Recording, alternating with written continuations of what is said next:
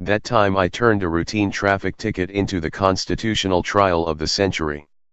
Laws that give municipal officials and their private contractors power to issue tickets via traffic cameras confer powers of both criminal and civil law while excusing them from the due process duties of both criminal and civil law. The traffic camera ticket, like a parking ticket, it looks lawful enough. When they receive one, most people simply write the check. It seems like the sensible and law-abiding thing to do. But this is not a parking ticket. In legal terms, it is not a proceeding in rem against your car. It is a legal action against you personally. And before you pay the fine, you might want to hear my story. My story is not legal advice. I offer it only to show how our ruling elites have corrupted the rule of law and to suggest why this matters for the American experiment in self-governance. The ticket. My story begins with a confession. I got a traffic camera ticket. An affidavit signed by a Montgomery City police officer, it averred that I had committed a particular traffic violation on a certain date, at a certain time and location. It showed a photograph of one of our family vehicles. It charged me with a civil violation of criminal law. I wasn't driving the car. In fact, at the time I was in a faculty meeting at the law school where I teach.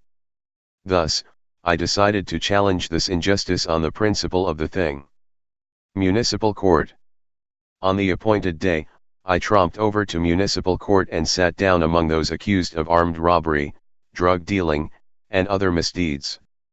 After an hour, a bailiff emerged to herd into a corner of the courtroom those of us who had appeared for the slightly more respectable offense of owning a speeding vehicle. We waited some more, first for the clerk, and then to be called individually to meet the clerk. Those of us who requested a hearing, evoking an exasperated, "poor idiot thinks he's Perry Mason" expression, then waited for a magistrate to show up. Then we each waited our turn to appear before the magistrate. After a summary hearing, the magistrate ruled against me. So I appealed to the county-level circuit court. Actually, I tried to appeal.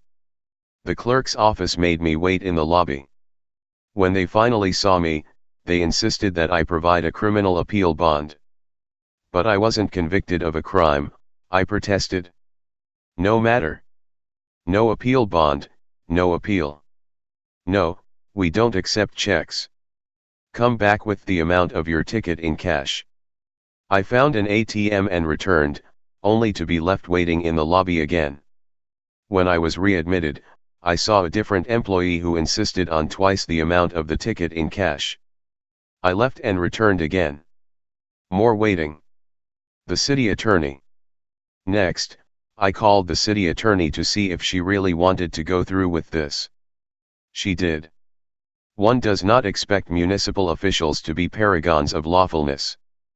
But it is a bit jarring to encounter a city attorney who evinces no interest in, much less knowledge of, her constitutional duties. I asked her whether this was a criminal action or a civil action. She replied, "It's hard to explain it in those terms." I asked whether she intended to proceed under criminal procedural rules or in civil procedure. "We would proceed under the rules of criminal procedure," she answered, "because this is a criminal case." I asked when I could expect to be charged, indicted, or have a probable cause determination. She replied that none of those events would occur because this is a civil action. So I could expect to be served with a complaint? No. As she had already explained, we would proceed under the criminal rules. For the record, the Montgomery City Attorney never studied law with me. She asserted that I had violated the rules of the road and explained, "You were caught on camera speeding." I asked her for any evidence.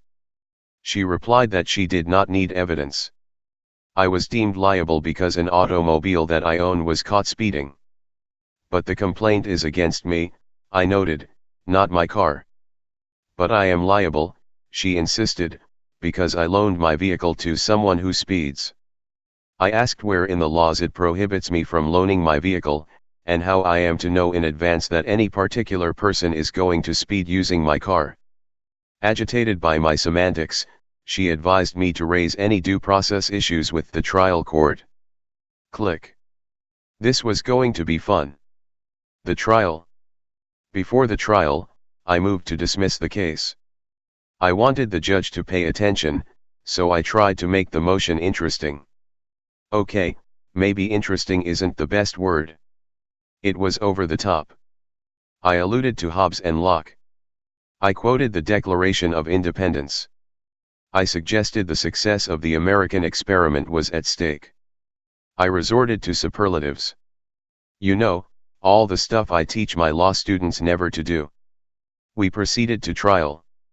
The city produced one witness, the police officer who had signed the affidavit. On direct examination, he explained how the traffic camera system works.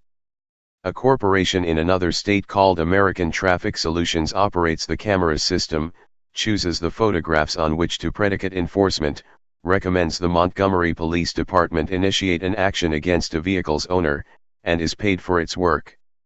On cross-examination, I established that he was not present at the time of the alleged violation.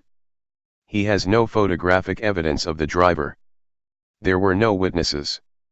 He does not know where Adam McLeod was at the time of the alleged violation. And so on. I then asked the question one is taught never to ask on cross, the last one. So, you signed an affidavit under the pains and penalties of perjury alleging probable cause to believe that Adam McLeod committed a violation of traffic laws without any evidence that was so. Without hesitating he answered, yes. This surprised both of us. It also surprised the judge, who looked up from his desk for the first time. A police officer had just testified under oath that he perjured himself in service to a city government and a mysterious, faraway corporation whose officers probably earn many times his salary. The city then rested its case. I renewed my motion to dismiss, which the judge immediately granted. Vindication. Well, sort of.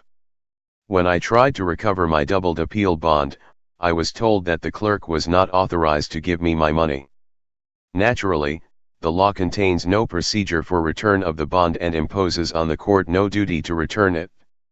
I was advised to write a motion. Weeks later, when the court still had not ruled on my motion, I was told I could file a motion asking for a ruling on my earlier motion. Bowing to absurdity, I did so. Still nothing has happened now several months later. Why this matters? Traffic camera laws are popular in part because they appeal to a law and order impulse. If we are going to stop those nefarious evildoers who jeopardize the health of the Republic by sliding through yellow lights when no one else is around and driving through empty streets at 30 miles per hour in 25 zones, then we need a way around such pesky impediments as a lack of eyewitnesses. Yet traffic cameras do not always produce probable cause that a particular person has committed a crime. To get around this problem, as a certain law and order president-elect might call it, several states have created an entirely novel phylum of law, the civil violation of a criminal prohibition. Using this nifty device, a city can charge you of a crime without any witnesses, without any probable cause determination, and without any civil due process. In short, municipal officials and their private contractors have at their disposal the powers of both criminal and civil law and are excused from the due process duties of both criminal and civil law. It's a neat trick that would have made King George III blush. Standing and the fundamentals of constitutionalism. Equally troubling is that the municipality is authorized to make the owner answer a civil suit without any standing. Standing is a requirement for a person who wishes to enlist a state's judicial power against another person. No fellow citizen can haul you into court without first alleging that you wrongly caused some particular injury to that person. A city cannot lawfully do to you what your fellow citizen cannot do to you. And it has no standing if it has suffered no particular injury. If a driver rolls through a yellow light at an empty intersection and fails to cross the line before the light turns red, no one is injured, least of all the city. In my case, the city attorney argued that my city has standing because someone exceeded the speed limit while driving my car and thereby breached his or her duty to obey the law. Certainly, all citizens have a duty not to break criminal laws with culpable intent. But we owe that duty neither to the city nor to the state but to each other. If we breach the duty, the city prosecutes on behalf of the people and must afford us criminal due process. That is American constitutionalism 101. The mayor. The story continues. Lovers of liberty in Alabama kept political pressure on the state legislature, and earlier this year the legislature repealed the traffic camera law. Yet Montgomery's defiant mayor announced that the city would continue to operate the program. Curiously, he asserted that to stop issuing tickets would breach the city's contract with American Traffic Solutions. One wonders how many tickets the city is contractually obligated to issue. Finally, after the Attorney General told him to knock off the foolishness, the mayor backed down. Sort of. The city will no longer use car-based cameras, though it will continue to use stationary cameras mounted at intersections. In a fit of petulance, and belying his insistence that the program is motivated by safety concerns rather than revenue, the mayor announced that the amounts of fines for ordinary traffic violations will now be tripled. A small inconvenience, a big problem for self-government. Traffic camera laws seem like such minor, insignificant intrusions on liberty that few grasp their constitutional significance. But they reflect a profoundly mistaken view of American constitutionalism. One might say that the traffic camera is a sign of our times.